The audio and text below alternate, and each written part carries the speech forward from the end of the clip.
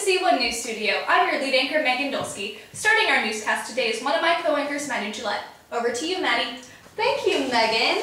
Today I will be giving you an overview of the past few years in Europe and how the war has affected other parts of the world. As we speak, battles are being fought, shots are being fired, and millions of men and women are working to make our home a safer place. First, where it all started. Europe. Fighting is continuing on the eastern and western fronts. There's also warfare on the Gallipoli Peninsula, but more on that when we talk to Nick. The eastern and western fronts are both very stable, not moving much one way or the other. Next, we'll come home for the North American news. The U.S. has begun supporting the Allies as of 1917 after the Germans began unrestricted submarine warfare, sinking any ship in British waters. As for South America, the only country taking part in the war is Brazil. The Brazilians are supporting the Allies with warships and personnel. In Africa, colonies are largely used for resources. Colonies are also becoming battlefields as European powers use them to strike out at each other. Australia and New Zealand have both begun fighting for the Allies, sending many troops to the Gallipoli Peninsula to fight against the Ottoman Empire. These two countries have been an invaluable help to the British. The last continent that we'll visit is Asia. India has sent 1.3 million soldiers to assist the Allies at their imperialist powers' request. Japan has declared war on Germany in 1914 and took several of their colonies in China and the Pacific Islands. All around the world there is strife and uncertainty, and all we have is each other. Now for greater detail in these stories from Megan, Elizabeth, and Nick. Back to you, Megan. Thank you, Maddie. Now we will go over to Elizabeth for news about the fighting in Africa. Thank you, Megan. Here is the news on Africa.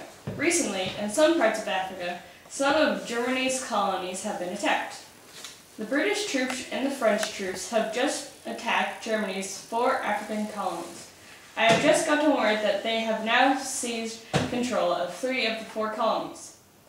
The British and French recruited some of African subjects for their colonies for the war.